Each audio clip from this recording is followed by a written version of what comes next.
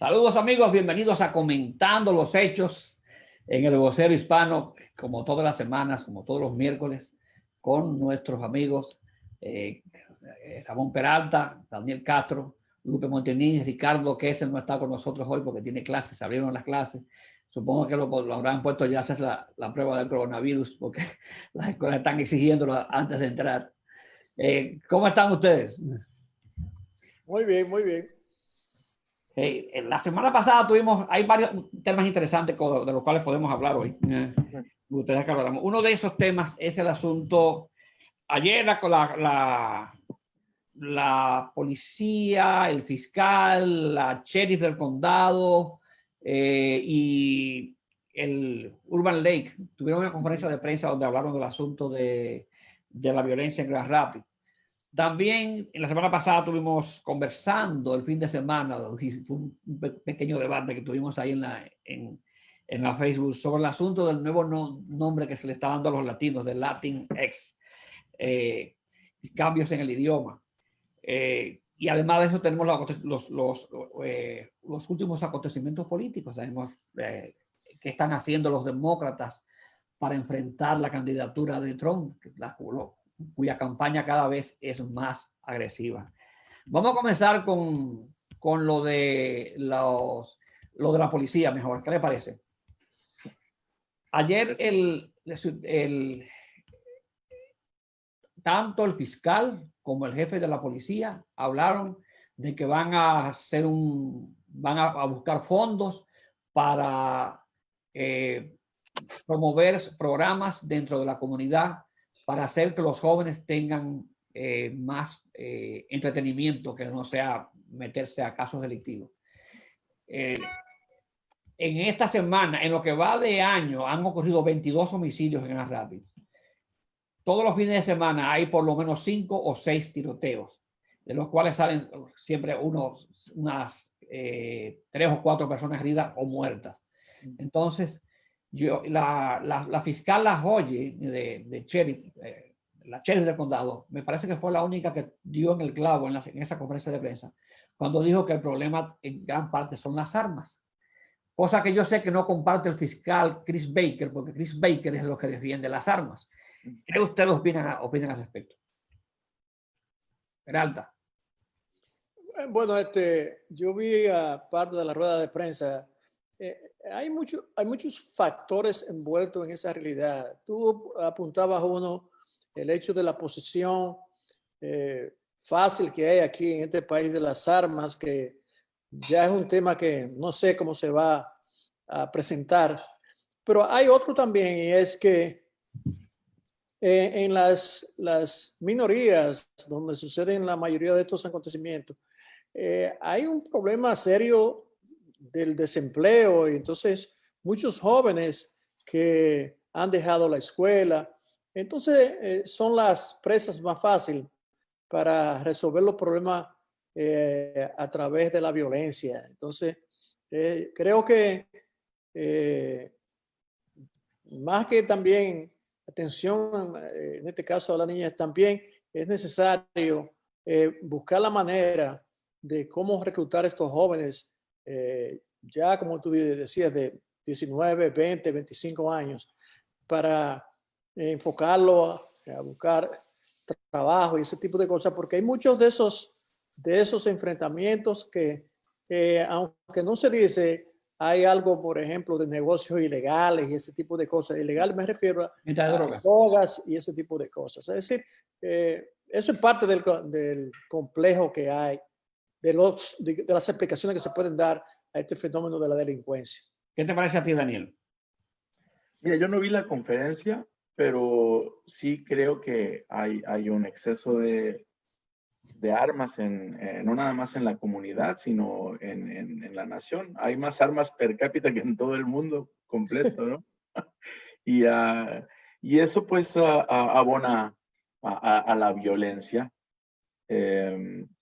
También hay que indicar que nuestra comunidad ha sido blanco desde la época de Nixon, de esta guerra contra las drogas. O sea, es una guerra con perfil racial que involucra tanto a afrodescendientes como a latinos, particularmente mexicanos, ¿no? Que es de donde ahora está trayéndose la droga, o de donde tiene que encontrar ruta para llegar acá.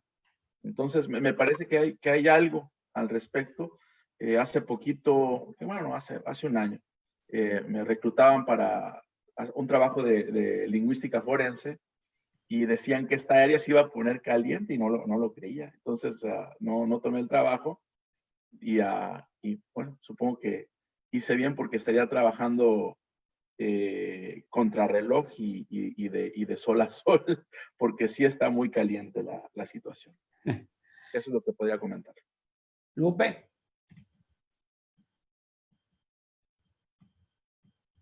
¿Tienes apagado el micrófono, Lupe? No te podemos Perdón. escuchar. Okay. Como educadora de las escuelas de Grand Rapids, esto de las armas ha sucedido por muchos años, pero ahora sí está muy caliente la cosa. Pero lo que yo veo es que esto empezó esta vez. Esto empezó porque hubo heridos y hubo gente que falleció en un conflicto familiar que tuvieron en una fiesta.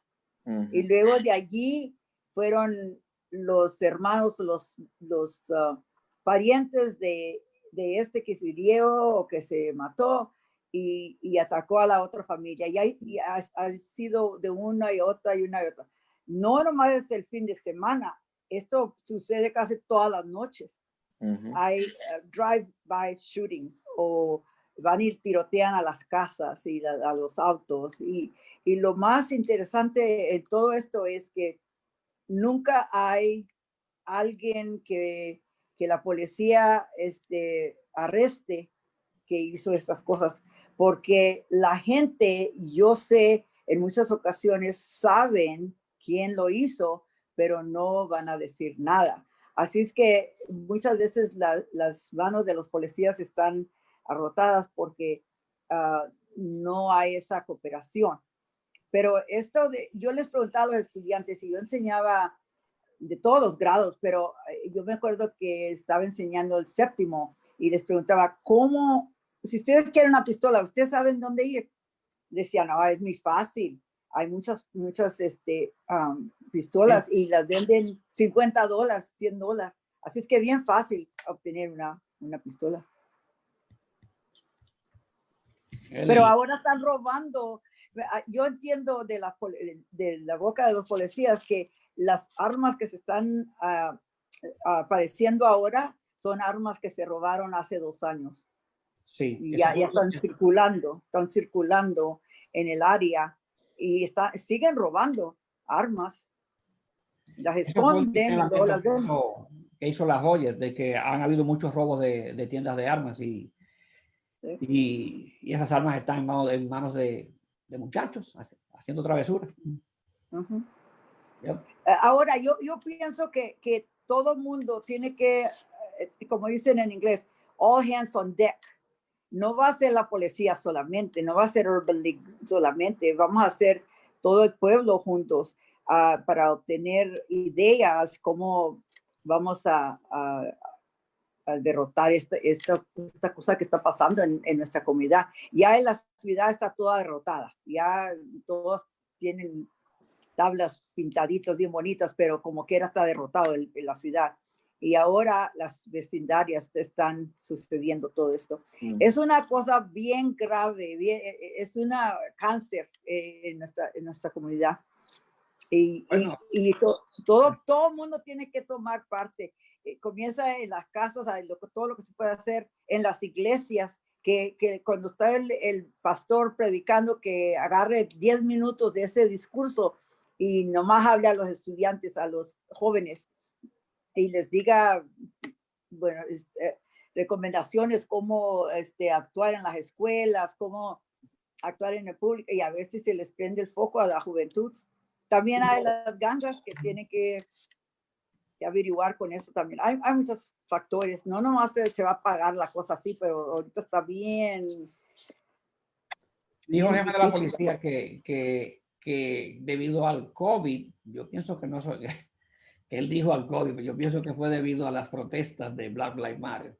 Lo dijo él que debido a esa situación, él le había dado órdenes a los policías de que se mantuvieran al margen, como que se alejaran de la comunidad, como que no estuvieran muy metidos en los barrios, pero que ahora sí se van a meter. Entonces, esperemos que eso no signifique otra cosa. Ahora, entrando en la política, sobre todo, Lupe, la campaña que está haciendo la gente de Donald Trump contra Joe Biden viene por ahí, de que Joe Biden es de los que promueve que se le quiten los fondos a la policía. No sé si ustedes han visto los comerciales donde se ve una muchacha que sale corriendo y vienen unos maleantes, le caen atrás y entonces ponen un arma que desaparece, como que dice que gracias a Joe Biden ya la gente no va a tener armas para defenderse. Me parece que es una campaña de doble filo, también una campaña para promover también el asunto de las armas, o por lo menos poner a Biden como el enemigo de que la gente tenga armas y como consecuencia de eso, la gente queda indefensa, con lo cual están también dándole promoción a las armas. ¿Ustedes han visto ese comercial? ¿Qué les parece? Sí, eso lo he visto. Lo que están haciendo ahora es que el señor Trump, él es de leyes y orden. Sí. Entonces, todo el mundo, nosotros apenas hablamos de lo que está sucediendo aquí en nuestra ciudad, ¿verdad? Todo el mundo en los Estados Unidos están bien preocupados por este tema. Y el señor Trump está usando este tema como la estrategia que le está dando mucho valor a su campaña. Yo entiendo que aquí en el estado de nosotros ya está el presidente Trump como 2 puntos bajo o detrás de el Biden. Cuando el Biden tenía 6 y 7 puntos, ahora nomás son 2. Recuerden que esa situación se dio también cuando estaba Hillary Clinton. En las elecciones, los polls daban a Hillary Clinton 3 puntos porcentuales por encima de Trump y Trump ganó. Por 2. 2.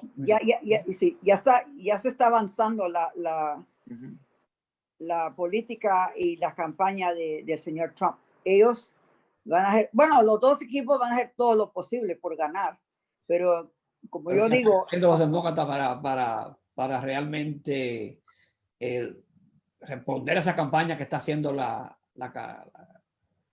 campaña de Donald Trump, porque es un mensaje bastante fuerte y llega bastante, intimida, porque tú ves a la muchacha que sale corriendo y que la agreden y es por culpa de que no hay, le están dejando a la población, de que Joe Biden está dejando a la población, va a dejar a la población indefensa. Entonces, llega bastante. Está teniendo éxito en la estrategia. También los dineros que se les da al ejército. Trump está también usando esa estrategia que él dio muchos millones de dólares para proteger al país de China y de Rusia y de todo otro mundo.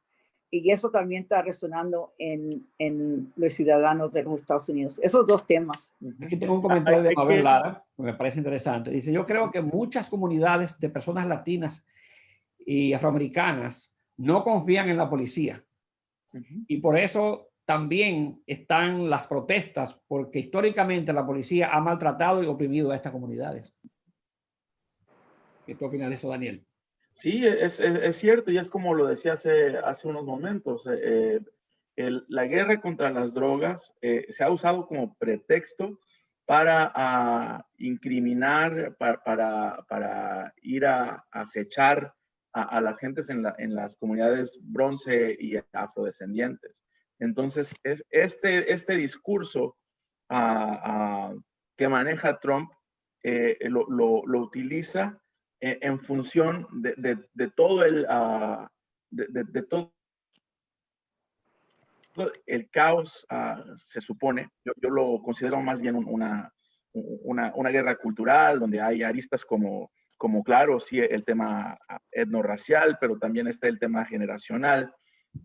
Y eso es cierto, las personas de color en este país no tenemos confianza en la policía porque les vemos como enemigos o como que nos van a quitar algo. Y la policía nos está viendo a nosotros también como enemigos ahora. Porque ellos nos ven como enemigos desde los años de Nixon, te decía, ¿no? O sea, Sí. somos el blanco fácil desde hace muchos años y ves, decíamos en una de las interacciones en Facebook de cuando ocurrieron aquí las revueltas, Sí. decíamos a algunos latinos que nos encantaría ver el mismo entusiasmo de la gente que va y reconstruye el centro, yendo al siguiente día mejor a los barrios latinos y afrodescendientes a reconstruir todo lo que parece dilapidado allá. O sea, y esto no es de hoy, tiene décadas, ¿no? Y el presidente también está incentivando también el ataque a los grupos, a la gente que protesta, a las minorías, porque fíjate que él justificó lo que hizo el joven allá en Sí, Kenosha, que muy salió mal. con una AR-15 y mató 2 personas. Y el presidente Trump dijo que él lo hizo en defensa propia. Esa es una forma de justificar también eso. Es bastante peligroso. Andrés, pero yo creo también que, además de los factores que hemos expuesto, yo creo que hay un factor económico detrás de toda esta situación también, y sobre todo ahora con un alto desempleo, donde ese caso de la violencia se manifiesta en esos sectores de capas bajas. ¿Por qué? Porque, claro, son sectores que están siendo afectados fuertemente por el problema ahora. Hay algo que me sorprendí, que nunca lo había visto aquí, el robo de carro en los dealers. Okay. En un dealer de carro que se robaron casi 20 carros. Pero el hecho es que también, al margen de los elementos que hemos expuesto, hay el elemento también de la situación económica que vive mucho de nuestros sectores, y sobre todo de las capas de afroamericanas y latinas que forman los extractos económicos bajos, donde la delincuencia se hace parte de la vida por el hecho de que ese es el modelo de vida muchas veces que ven como salida a sus problemas. En muchos de ellos también, como decía Lupe, sectores donde la educación no es lo primordial. Entonces, dice Mabel Lara aquí, dice, pero ¿en dónde pasan los drive-by shooting? O sea, los vehículos que pasan disparando. Estadísticamente, realmente pasan en los barrios pobres. Sí, claro, los sectores, porque esa es la realidad. En sectores medios, donde nosotros los que estamos aquí presentes vivimos, es muy raro tú ir de que hubo un tiroteo, sino siempre en los sectores de capas bajas, y donde la delincuencia muchas veces se toma como modelo de conducta, como decía anteriormente uno de ustedes, de que la manera de dirimir muchas veces algo se hace ya por la fuerza y también, por tanto, usando las armas. Decía Lupe, decía eso, y eso es lo que pasa también, que hay serios problemas económicos ahora mismo y que no se ve una salida pronto de esa situación. Y junto a eso también, como tú decías, Andrés, el hecho de la facilidad que aquí se encuentran las armas. Bueno, eso es un tema. Oye, Andrés, sí. Pero sí. Yo era pobre cuando me crié allá en West Laco, Texas, y yo, en mi vecindad había como 50 chiquillos, 50 en una cuadra así. Sí. Nosotros nunca andábamos robando y quemando y haciendo todo esto porque éramos pobres. A mí me da ustedes me dan ¿cómo se en inglés se me quiere venir la palabra? Que no, porque somos pobres actuamos así. Yo no pienso que nomás porque somos pobres actúan así. Es fácil, se les ha hecho fácil actuar de ese modo y resolver los problemas. Y si yo no sé si los enseñamos que no nomás van a a mejorar lo que ellos piensan que van a mejorar, pero destruyen las vidas de otras personas que han trabajado por años para tener esos negocios y hacer sus vidas y pagar sus biles y todo eso.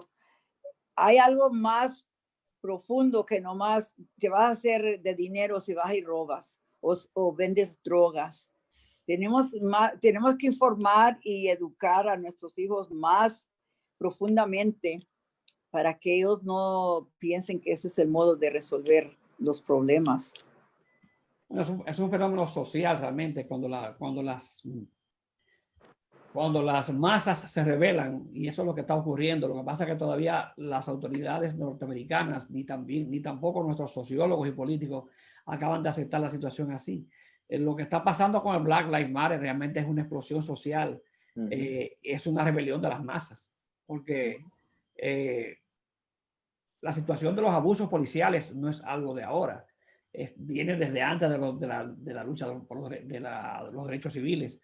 Y vienen protestas. Recuerden que hace pocos años hubieron protestas también grandísimas y nada se hizo. Y ahora mismo, para mi opinión, no se está haciendo absolutamente nada, porque eso de hablar de que vamos a educar a los niños, vamos a hacer lo otro, no, hay factores más profundos. Y como dice Peralta, los factores están ahí en la enorme división social, en la enorme diferencia social que hay en este país. Aquí hay gente que puede darse el lujo de botar $1 millón a la basura y quemarlo, y hay gente que aquí que le da trabajo conseguir $10 en un día. No sé, y también como decía Lupe, el hecho es, Lupe, no es porque ser pobre lleva eso, sino porque los datos están ahí. El 90% de la gente que está en la cárcel son gente de las capas bajas, pero no es no es el hecho de que por ser pobres son malos, no. La pobreza no lleva, diríamos, a ese tipo de acción, pero la realidad es que la desatención, y claro, cuando tú eres pobre, no encuentras empleo, no está preparado, no tiene diríamos, la preparación para conseguir un empleo decente y cosas, porque por esa genera la delincuencia. Eso es inevitable, sí, porque la desesperación de la gente por conseguir, por satisfacer las necesidades básicas. Sí. Los hijos de esas familias pobres, cuando ven que sus padres no pueden conseguir un centavo, o sea, no consiguen trabajando 8 o 12 horas al día lo suficiente con que vivir decentemente, encuentran en la droga un escape o una única vía. Son una serie de elementos que se juntan en esa situación. Pero yo pienso, oye, nomás este punto, sí, como educadora en toda mi vida, sí, yo pienso que las oportunidades que les damos en las escuelas son profundamente cosas que les van a ayudar en sus vidas. Entonces, los estudiantes tienen que aceptar eso, que nosotros estamos allí para ayudarles, para mejorar sus vidas en el futuro. Pero ellos ven una realidad en la escuela y otra en su casa. Sí, sí. Ese es el problema. Sí. Que hay una realidad, no solamente eso, sobre todo en nuestra comunidad hispana. Yo trabajé tantos años, Lupe, en la comunidad hispana, en la educación, y es que hay muchos de nuestros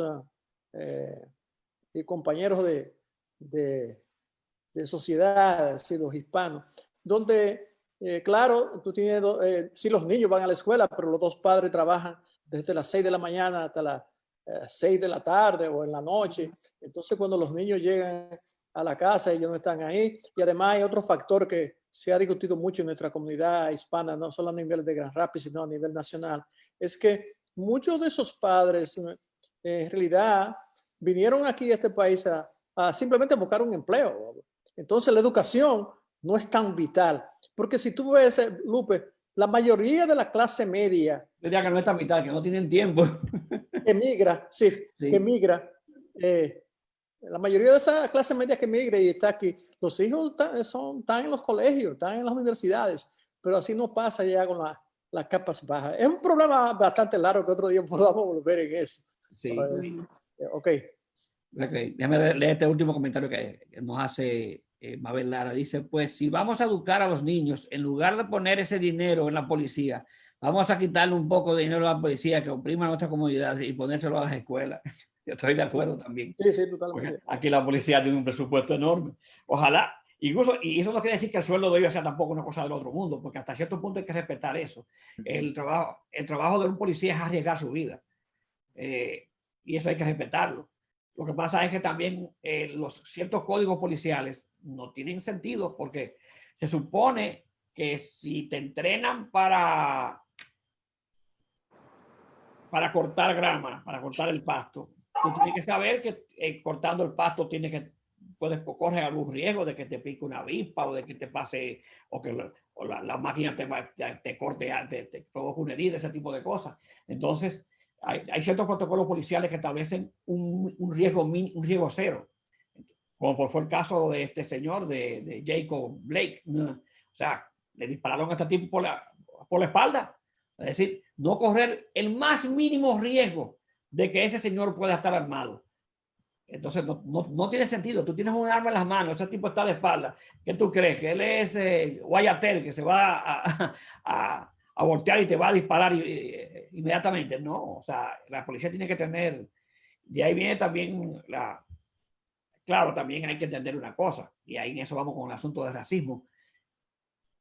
Ahí ese protocolo del riesgo cero con los afroamericanos, pero no los hay.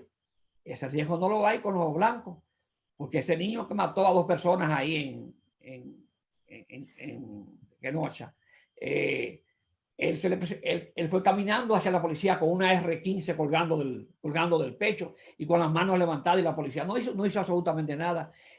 ¿Qué usted piensa que hubiera pasado si hubiera sido un afroamericano? No, ahí pones el dedo en la llaga, Andrés, porque estás hablando del ADN de las policías, de los cuerpos policíacos en este país, que es altamente racializado. O sea, ve en cada departamento de policía cómo es que se irguen esas corporaciones. Todas, sin excepción, aparecen para proteger la propiedad privada de los másters, de la gente blanca. Entonces, es lógico pensar que a un chico blanco con un arma de portación exclusiva del ejército lo dejen caminar como si nada, y en cambio a una persona que parece ser amenazante y es mestiza o afrodescendiente, la tumben a balazos, incluso la maten a quemarropa y a sangre fría, ¿no? Bueno, hay otro tema que antes de que se nos vaya el tiempo, porque Lupe se nos va casi ya. Y es el tema del asunto que estuvimos hablando el fin de semana, del nuevo nombre que se le está dando a los latinos en Estados Unidos. Es el Latinx. ¿Ustedes son Latinx o son latinos? Hay una discusión con respecto a eso. Gente que no acepta esa situación y gente que dice que es necesario porque es inclusivo. ¿Qué tú opinas, Lupe? Que es la opinión que no conozco sobre eso. Ok, bueno, entonces, al decir Latinx, ellos están incluyendo a latina y latino. Esta es una palabra inclusiva. ¿Entiendo bien? Sí, sí. Pero el latín, cuando dice latín, se está refiriendo en inglés o en español. Porque en inglés, en español sería latín. Sería Latinx. No, pues yo creo que se puede decir de los dos modos, ¿no? El término es para los dos idiomas, Andrés. No hay un término. Okay. Otra cosa es, no es que nos llamen, es que hay grupos que han adoptado ese término. No es que, por eso, como tú me decías, no, porque si llega... hay que preguntarle a Julio el mecánico si él es un Latinx. No, es personas que han adoptado ese término y lo van a seguir adoptando. Sobre todo nació el término después de aquella matanza en Florida fundamentalmente personas de sexos transexuales. O cuando la matanza en Orlando, tú dices. Sí, en Orlando, sí, que están adoptando el término. No es que ya ha sido... De ahí es que sale lo de la Latinx. Sí, sí. Del acontecimiento de Orlando. Sí, de ahí fue que partió en el 4, que se comenzó a... Y es fundamentalmente, como decía Lupe, es un término de que lo han... Es para incluir a los transgéneros. Sí, sí. Fundamentalmente ha sido dentro de esos grupos que el término se usa y se está comenzando a usar, pero no creo que es algo que ya está aceptado en la sociedad, pero a la larga, como en este país pasa con ese tipo de cosas, de asignar identificación, esos grupos están adoptando ese término porque dicen que no refleja ni género en términos de que sí. Pero no refleja esa preocupación, no es el espejo o el reflejo de una crisis de identidad, de una inseguridad de identidad. Porque en los países latinoamericanos, todos los dominicanos saben que son dominicanos, todos los mexicanos saben que son mexicanos. No. Sí, pero acá vivimos en una especie de diáspora. Saben que son brasileños. Pero acá vivimos en una especie de diáspora donde el contacto lingüístico entre el inglés y el español es prevalente. Entonces, cuando el término resulta, yo difiero con lo que dijo el profe, sí, el término yo lo vengo oyendo desde hace 20 años, 2000, 2001, 2002, sí. Incluso cuando conduje el Festival Mexicano muchos años, sí. Se me aventaron muchos porque pues, yo quería traer a estas personas que hacen shows transvesti y no, se me pararon de pestañas, imagínate, ¿no? Entonces, desde entonces vengo oyendo el término. Desde la época de la caída de las Torres Gemelas. Entonces, yo lo considero, sí, un término, es un neologismo, es neutral en género y es en el inglés, principalmente, como decía, el contacto. En el inglés es neutro porque en Latin no se refiere ni a hombre ni a mujer. Claro, porque dicen the Latino community y hay que acordarse que hay un trasfondo. Cuando ponen la O, sí se está refiriendo al masculino. Ajá. Pero se dice Latin community, no está refiriendo a ninguno. Los papeles que yo escribía cuando programa Puente y cuando programa de apoyo a nuestra comunidad, decíamos Hispanic, que es un término que de plano yo no me identifico con él, por lo que decía de Nixon y cómo es que arribamos a ese término que es de los favoritos de Vargas Llosa. Si ves, el término no se usa en Latinoamérica entera. Las islas, el Caribe lo utiliza. El Caribe lo utiliza, pero te vas más al sur y no utilizan. Dices chileno, latino. No entiendo. Entonces que en el Caribe, repíteme ese concepto, que en el Caribe se utiliza. Sí, porque tienen más contacto con Estados Unidos, igual que en México. Pero ¿de qué país, no lo usan tanto. Depende de qué países del Caribe, no sé por qué. Sí, yo digo particularmente Puerto Rico y Dominicana, porque son países hermanos, ¿verdad? Y hay mucha gente que va de un lugar a otro y así es que viaja el idioma, ¿no? Dice Sergio Chida que está de acuerdo con lo que dice Peralta. Al menos yo como dominicano yo no he visto uso ese término en periódicos ni en nada ni en medios sociales, Daniel. Ese término yo creo que fundamentalmente se está comenzando a usar aquí y es algo lógico, es porque en este país el problema de la identidad es algo también de la vida diaria y todo eso. Porque como tal, ustedes están coincidiendo realmente, el problema es que este es un país bilingüe. Bueno, Estados Unidos completo, es decir, que la comunidad latina en Estados Unidos representa una nomenclatura de gentilicios, de gente que viene de diferentes países. Entonces, hay un problema de identidad. Yo creo que hay un problema de identidad, es decir, cuando están buscando cómo identificarse, porque no son... ¿Es eso o se construye una nueva identidad a partir del contexto geográfico, sociocultural? ¿Es eso o se construye una nueva identidad a partir de ahí? Y decía, el término yo lo veo sin problema en inglés, Latinx, porque decíamos Latino Community o Latina cuando te referías a mujeres. Está bien, yo no lo uso en español. El Latin es algo nuevo Una cosa es que tú te refieres a latino, eso es tan viejo y Dice Sergio Gira que Daniel también tiene razón. y se usó para incluir aquellos países, sobre todo Brasil, que muchas veces se llama Latinoamérica. Habla español. Se llamó Latinoamérica para ser más inclusivo con su grupo. Por otra vez, vuelvo y repito, Desde Bolivia el término de Latin, se usa. fundamentalmente, como decía López, se está usando fundamentalmente para expresar un problema de género que usan los transexuales, que lo están usando. Así Dice es. Mabel Lara que, se ha dice ido- yo, ajá, perdona que interrumpa, dice Mabel Lara, yo creo que ese término es principalmente para los americanos y latinos en Estados Unidos.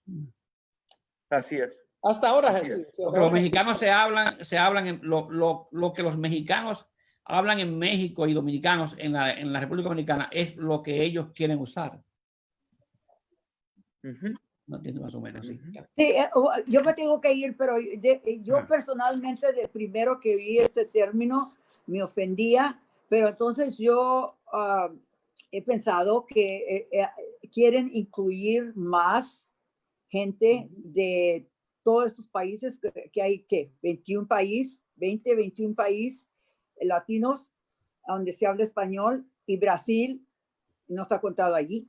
Y luego también tenemos LGBTQ latinos. Ujú. Y para mí este término incluye a todos nosotros.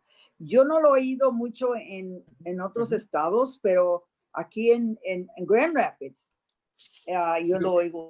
Anita Lee, en un comentario que hizo en un post que yo puse, me hizo un comentario muy interesante. Dice ella que nosotros, ¿por qué no nos llamamos por el país de donde venimos? Dice, yo soy ecuatoriana. Y entonces, ¿por qué tenemos que usar otro término que no es nuestro propio gentilicio? No, porque este término Porque vivimos incluye bajo a el todos los yugo. países, que son como 21 Yeah. países latinoamericanos. Yo no lo veo. Okay. Yo no lo veo, yo no me ofendo por él. Me han llamado tantas cosas. No, yo no me ofendo. Ok, yo me tengo que despedir. Mucho gusto y nos vemos la otra semana. Nos vemos, Lupe. Gracias por participar. Ok, bye. No sé, para terminar, Sí. yo lo repito, yo no veo el término se ha desarrollado entre un grupo social que hoy se le está dando más importancia y ¿No será también un poco eso de... No se refiere que si fuera de que dominicano, cubano, no, eso, el grupo no el término no se refiere a etnias, se refiere básicamente a un problema de género de un grupo. ¿Pero qué grupo? Los transexuales Okay. lo están usando de que para que ellos sean más inclusivos, para que sea más inclusivo el término. Pero, yeah. Pero en ese contexto, ahí voy a tocar un poco de tema antes de que terminemos, que no quiero dejar tocar. Ustedes vieron la entrevista que le hizo, la conversación entre Jorge Ramos y Mario Vargas Llosa. Vargas Llosa. Uh-huh. Sí. Donde, porque yo pienso ya que estamos llegando a la exageración. Cuando este señor le dice a Vargas Llosa que por qué no usamos un lenguaje igualitario. Inclusivo. O igualitario, que dice ellos. Y Vargas Llosa dice, pero ¿a qué tú te refieres con el asunto de igualitario? Y dice, bueno, que no, si hay un grupo de personas, estamos tú y yo, que por cierto, es una falta de respeto de referencia tú a decirle tú a Vargas Llosa. Y estamos tú y yo, y los restos son mujeres. ¿Por qué no usamos otro término? Y dice, ¿como cuál? Y dice, en vez de decir todos, decir todes. Y Vargas Llosa se traya de la risa. Y no sé si tuviste, Peralta, después la otra parte de la entrevista, donde Vargas Llosa le explica realmente que no es que se esté desdeñando a ningún grupo social en específico, pero el idioma tiene sus reglas, tiene su estructura, y tú no puedes cambiarla de la noche a la mañana como tú quieras. Los vocablos, las palabras se van aceptando en los idiomas, los cambios se van aceptando a la medida que la gente los va usando y van encajando con la realidad social y política. No, y hay una cosa, Andrés, que distingue el idioma español, el español del inglés. El idioma español es uno de los idiomas que tiene un organismo que define eso, es decir, el uso de términos. Sí. que es la Real Academia de la Lengua. Correcto. Hay 22 y no solamente, hay 22 Real Academia en los países. Sí, pero hay una Real Academia que se reúne cada 10 años para ellos definir, incluir términos. Entonces, aquí en inglés, en Estados Unidos, no hay Real Academia. Los términos muchas veces lo oficializa el Webster Diccionario, pero no hay un organismo como existe en español para definir y incluir o excluir términos. Es cierto, debía haber también, porque está la Real Academia de Argentina, la Academia Y Andrés, pero todas esas Real Academias forman parte, ellos se reúnen, recuérdate que en los 90 cuando... Déjame terminar de la explicación. Todas esas Real Academias están enlazadas con la Real Academia de la Lengua Española, que está en España. Y se han ido creando todas esas Real Academias precisamente para trabajar en conjunto con la Real Academia de la Lengua Española. Sería interesante que ya que hay una comunidad tan grande latinoamericana en los Estados Unidos que habla español, que existiera también una Real Academia para la comunidad latinoamericana de habla hispana en Estados Unidos. Entonces decía de que recuérdate que fue un tema que a mucha gente causó risa. Cuando García Márquez propuso el hecho de eliminar lo que... La ortografía. Sí. Entonces mucha gente ¿Eliminar qué? Ortografía. Y no le gustó. Pero el hecho, él tenía parte de la razón por el hecho de que al tú escribir, lo más importante al escribir es que la comunicación que tú haces, el otro, el que la recibe, la entiende. Es decir, tú me puedes escribir, por ejemplo, una cosa perfecta en la gramática, pero si nadie dice, ¿qué es lo que quiere decir Andrés aquí? No lo entiendo. Entonces, eso es lo que él apuntalaba. Otro, con referencia una cosa es la gramática, otra cosa es la ortografía, son cosas diferentes. Al control de las normas de un idioma. Eso es parte de aquí. Yo me recuerdo aquí hace unos años, unos estudiantes de la Escuela Central publicaron un texto usando de los lenguajes que no era el oficial en inglés, sino muchos términos que ellos usaban. Y es interesante porque hay un poeta latinoamericano que residente en Estados Unidos, no recuerdo su nombre, que ha escrito muchos poemas que son mezclas de inglés y español. Incluso las obras de Cortázar, si tú te lees, sobre todo Último Round, Las Armas Secretas, todavía Rayuela. La misma Rayuela, él hace mezcla de francés, inglés y español. Y es una forma de comunicación. En eso consiste la semiótica, es decir, de tratar de encontrar la forma de comunicación. Ahora, la estructura del lenguaje no se puede cambiar tan fácilmente. O sea, el hecho de que Cortázar haya usado esa mezcla de lengua no quiere decir que le está destruyendo el idioma, ni está haciendo tampoco una propuesta de cambio en el idioma. Es algo diferente. Incluso puede que por ejemplo, nosotros tenemos en El Vocero, yo escribí hace tiempo basándome en la línea editorial, no la línea editorial, sino el sistema de escribir del periódico, basándonos en el que usa el país, hizo los cambios utilizando términos que se usan en Estados Unidos. Es decir, por ejemplo, hay muchas palabras que se usan en los países latinoamericanos. Por ejemplo, el caso de las computadoras. En España, a las computadoras se le llama ordenadores. Entonces, lo más normal es llamarle computadoras aquí. Entonces, incluso adoptar algunos términos en inglés. Por ejemplo, cuando tú dices, en vez de muchas veces no usar el de disco duro, sino el de hard disk y cosas así, que te ayudan a entender más las cosas.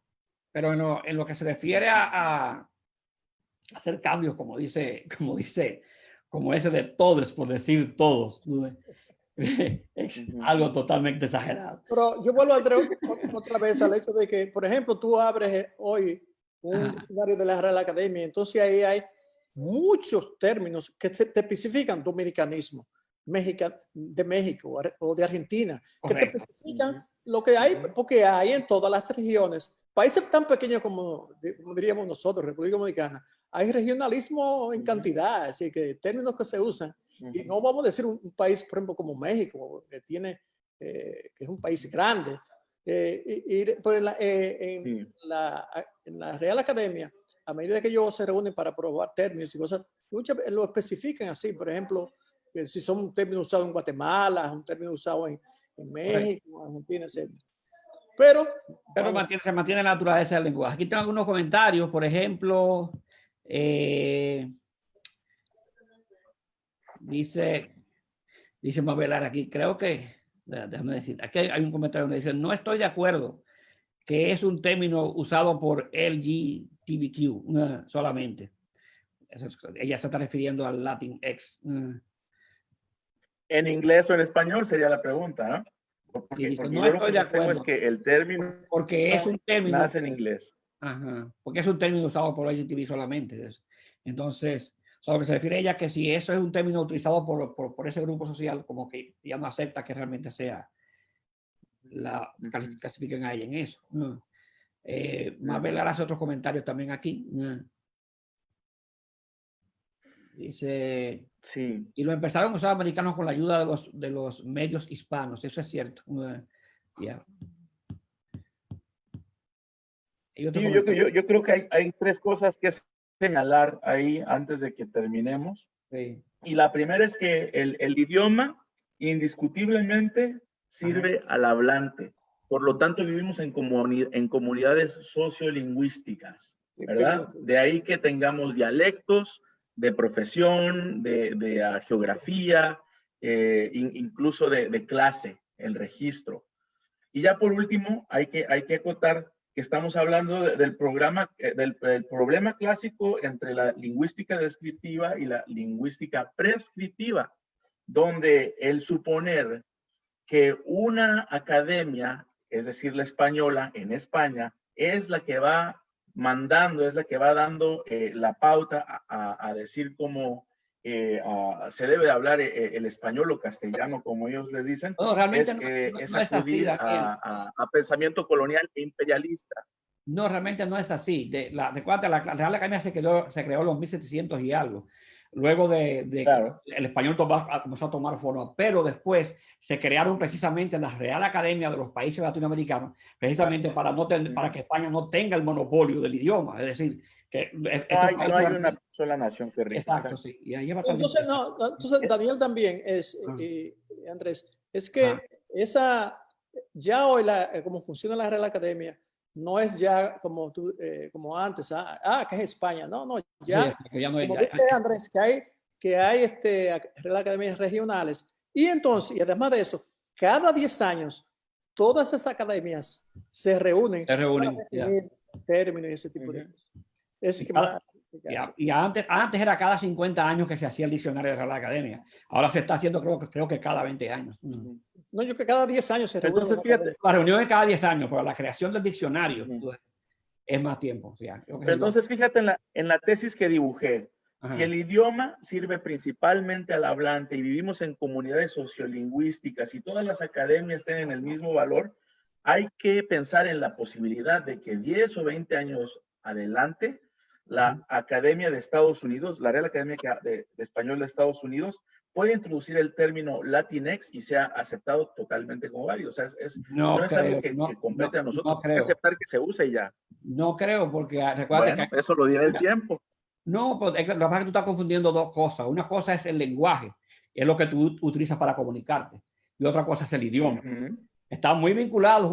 El lenguaje es flexible. Tú puedes usar el lenguaje que tú consideras. Como la mente y el cerebro van juntos. Exacto. Pero eso no significa que el lenguaje que tú utilices va a transformar automáticamente el idioma. El idioma se mantiene y va a evolucionar también porque el lenguaje mismo, el lenguaje es que va a hacer evolucionar el idioma. Pero son dos cosas diferentes. Pero el punto que hace Daniel, yo estoy de acuerdo con él. Es decir, el lenguaje es una expresión, o el idioma, como tú quieres llamar, que lo usan. No, son dos cosas diferentes. Una cosa es el idioma y otra cosa es el lenguaje. Los sectores, todos los sectores sociales que usan manera de comunicarse.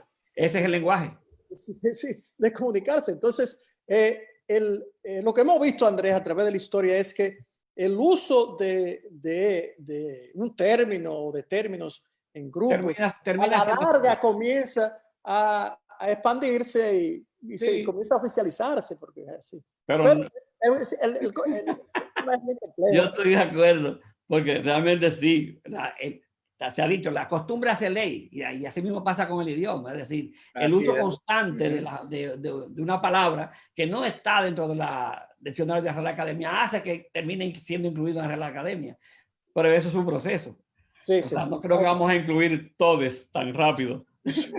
Y es por eso que digo que no he hecho a saco roto, que en 20 años quizás cuando ya no estemos nosotros acá, este término se ha incluido a los diccionarios. Sí, sí, bueno, eso no se puede cambiar. Yo estoy de acuerdo con Mabel Lara, que dice, eso es para los latinoamericanos en Estados Unidos, no para los países latinoamericanos. Bueno, Andrés, por el hecho que sea, por ahora. La concentración que, fíjate bien, Estados Unidos, a pesar de ser un país de lengua anglosajona, sí, aquí se concentra casi, no sé si es el segundo. Sí, hay un país completo. Es el segundo país con más hablantes. Con más hablantes hispanos. Bueno, no, es el peligro, que el problema es que nosotros representamos un país poderoso, que está influyendo en los países nuestros y está cambiando la cultura de nuestros países. Bueno. Exacto. Ya. Bueno, señores, ya no tenemos tiempo para más, nos pasamos del tiempo, se nos perdió la tía Lupe. 4:3. Me escribió Oliverio que se le pasó que no le enviaste notificación, Oliverio Covarrubias. Sí, yo le mandé la invitación, pero se me olvidó avisarle antes que se la iba a mandar. Me escribió aquí, pero ya estaba por la semana que viene lo tendremos ahí. Ya, la otra semana. Sí, señor. Nos vemos, adiós. Gracias por estar con nosotros. Okay. Nos vemos la próxima semana en Comentando los Hechos aquí en el Los Hispano. Gracias. Sale. Bye.